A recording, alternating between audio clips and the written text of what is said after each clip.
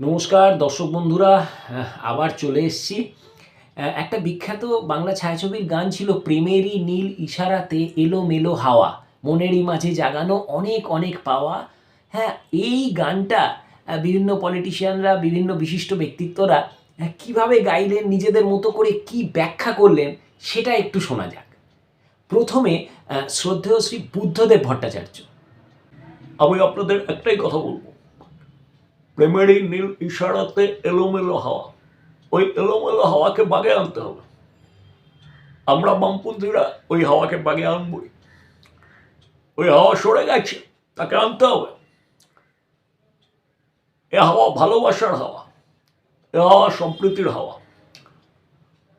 আমাদের বামপন্থীদের আমরাই পারবো ওই হাওয়াকে আবার নিয়ে আসতে। মানুষের মনে ভালোবাসার হাওয়া জাগাতে হবে, আমরা পারবো। কিন্তু লড়তে হবে তার জন্য। এসি ঘরে বসে হাওয়া খেলে চলবে না, মাঠে ঘাটে নেমে কাজ করতে হবে। প্রেমেরই নীল ইশারাতে এলোমেলো হাওয়া, মনেরই মাঝে জাগানো অনেক অনেক পাওয়া। আগুন আগুন ভালোবাসা, নেভালে নেবে না, মন মানে না, মন মানে না, মন মানে না, করতে হবে। কি বললেন এই প্রেমেরই নীল ইশারা নিয়ে শ্রী তথাগত রায়? দেখুন, বিষয়টা হচ্ছে খুব স্পষ্ট। প্রেমেরই নীল ইশারাতে এলোমেলো হাওয়া, মনেরই মাঝে জাগানো অনেক অনেক পাওয়া। এখন এই বঙ্গ বিজেপিকে এই পাওয়াটা ধরতে হবে। এই প্রেমের চক্করে যদি কামিনী কাঞ্চনের চক্করে ওই হাওয়ায় পুড়ে যা, তাহলে যেটুকু আছে সেটাও যাব। আর ওই কামিনী কাঞ্চন থেকে যদি বেরিয়ে যা, তাহলে কিছু একটা হতে পারে। তো খুব সাবধানে থাকতে হবে, এটুকুই আমি বলবো। যে প্রেমেরই নীল ইশারাতে এলোমেলো হওয়া, মনেরই মাঝে জাগানো অনেক অনেক পাওয়া। কি দরকার আছে পাওয়া? অনেক তো কামিনী কাঞ্চন হলো। কি বললেন সিপিএমের শ্রী অনিল বিশ্বাস? আমি শুধু একটাই কথা বলবো, প্রেমেরই নীল ইশারাতে এলোমেলো হাওয়া।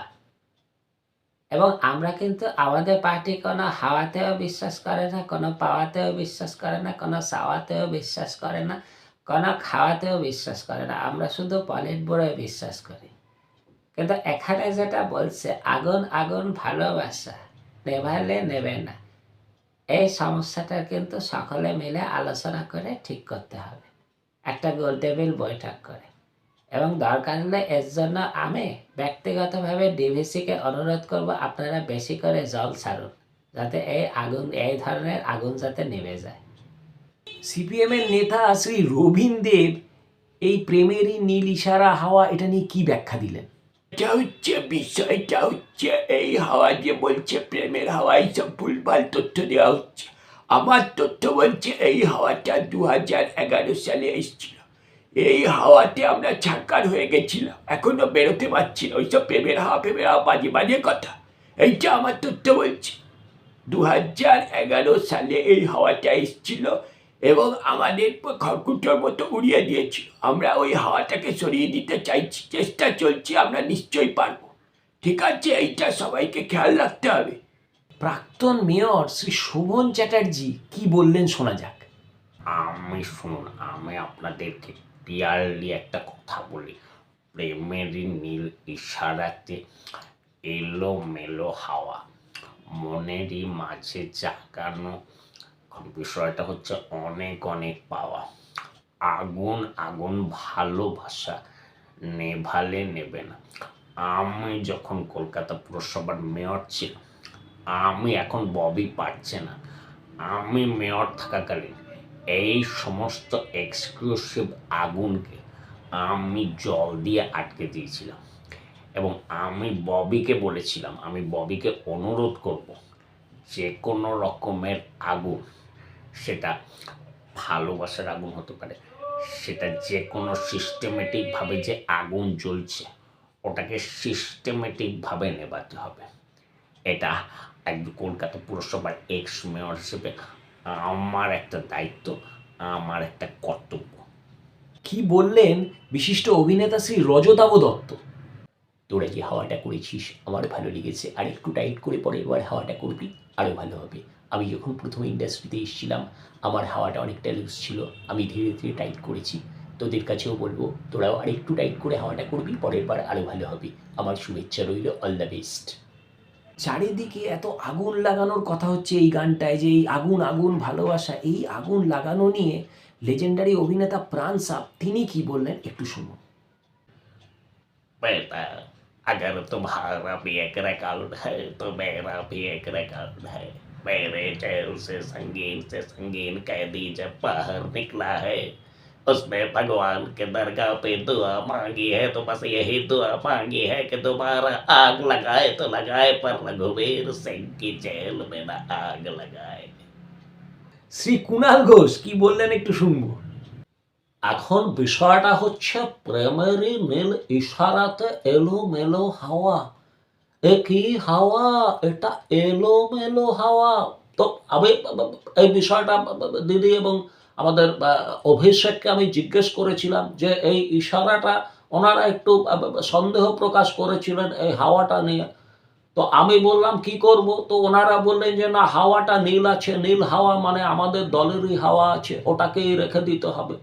কিন্তু খেয়াল করতে হবে, আমাকে দিদি বললেন যে কুণাল দেখিস এই হাওয়াটা যেন আবার নীল থেকে লাল বা গেরুয়ার দিকে না চলে যায়। তো আমি তৃণমূল কংগ্রেসের অনুগত সৈনিক, আমার দায়িত্ব এই নীল হাওয়াটাকে টিকিয়ে রাখা, এবং তাই বলবো প্রেমেরই নীল ইশারাতে এলো মেলো হাওয়া, মনেরই মাঝে জাগানো অনেক অনেক পাওয়া।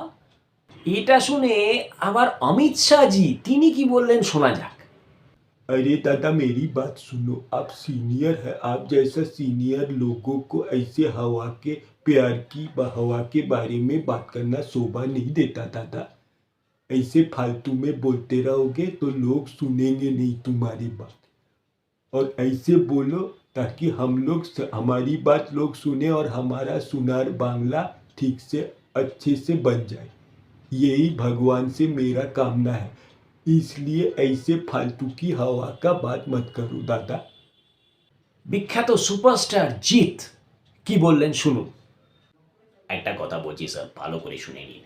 প্রেমেরই নীল ইশারাতে এলো মেলো হাওয়া, মনেরই মাঝে জাগানো অনেক অনেক পাওয়া। এটা ভালোবাসা, এটা ভালোবাসার আগুন স্যার। এটা যে করেছে সে করেছে, আর যে করতে পারেনি সে সারা জীবন ছেড়েছে। এটা আমি একবার বলি না, আর 100 বার বলি, মানে ঠেক।